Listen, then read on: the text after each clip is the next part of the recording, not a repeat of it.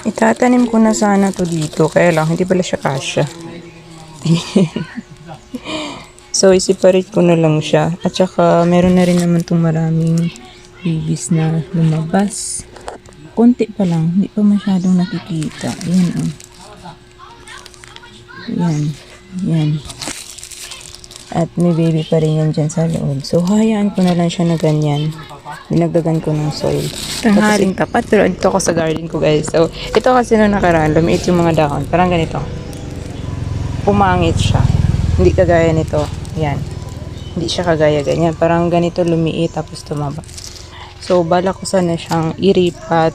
Kasi yun yung solution kapag nakikita nyo ganyan yung inyong super balm. Or kahit anong succulents. Pero nag-decide ako na hindi na lang iripat, magdagdag na lang ako. Kasi napansin ko nung nag-water ako, nung una wala kasi ako ng mahigit 1 week dito sa amin. Kasi pumunta ako sa bahay ng mama ko. Sobrang tuyo talaga yung soil niya at marami nga akong na-damage kasi nga nasunog sila. Kulang sila sa tubig yung mga gymno ko. Tapos, naka-recover naman siya nung diniligan ko. Ayan, medyo gumanda-ganda na siya. Lumaki na yung mga bagong tubo niya. Tapos, abala ko na lang gawin ay magdagdag ng soil. At saka, pataba. Diba, alisin ko na lang to. Mga leaf propa. So, yun. Sobrang mature na rin kasi nito. Bumaba na rin kasi talaga yung soil nito. Kadalasan rice hull itong nakalagay dito eh. Nakatanim siya sa mas maraming rice hull. Nabura na yung pangalan. Pero one year mahigit na to sa akin. Galing to kay Ma'am Trish. Ayan. So, dagdagan ko lang ng soil. Pati ito din. Lagyan ko ng pataba. Hindi na ako mag-ripat nito. Kasi mukhang okay naman siya. Tingnan nyo yun. Kulang lang talaga ng dilig ito sila. Kaya marami masyado yung dry leaves. Ayan. Si Dusty Rose. Naputol nga pala ito. Ayan dito. Ewan ko anong nangyari dyan sa stem niya. Parang nabutas yung pinakagitna. At yun, naputol. So, itanim ko na lang to kasabay nitong isa. Yan, may binihead kasi ako na isa. Yan, isiparate ko yan ng pot.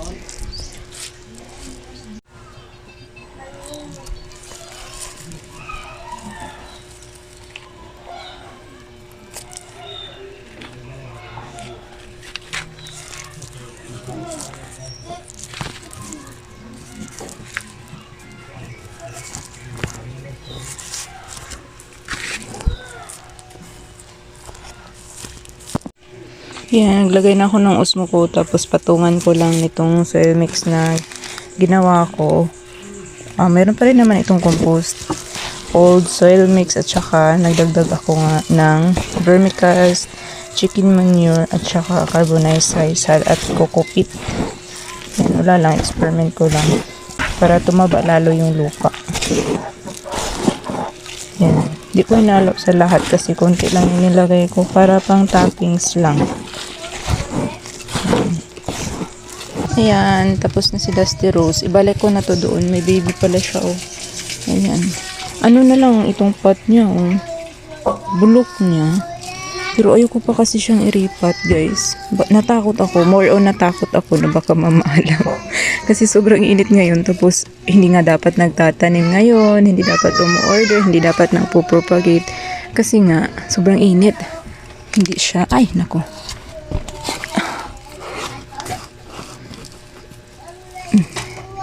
Hindi siya advisable sana na hindi siya season for propagation at pagtatanim. Kaya hayaan ko muna yun siya dyan. Tapos ito.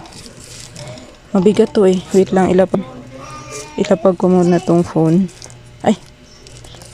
Hindi ko binalik yung mga babies. Ayan, balik na siya sa kanyang pwesto, guys. Hindi ko ba nilagay yung mga may offset na leaf propa. Ang nilagay ko lang ay yung mga nahulog na dahon. So, mas maganda kasi i-propagate siya dyan sa ilalim para hindi masobrahan ng init. Dahil sobrang init talaga ngayon. So, ito na yung ginawa ko sa pinutol or naputol na head. Tapos yung tinapkat ko. Galing yan siya dito. Ayan. May baby na rin. Pero may baby na to nung bago ko siya tinapkat. Ayan. So, meron na akong dalawang pot. Tatlo, apat na super bomb na nanobar. So yun, that was it for today's video guys, and thank you all for watching. See you in the next one and keep growing.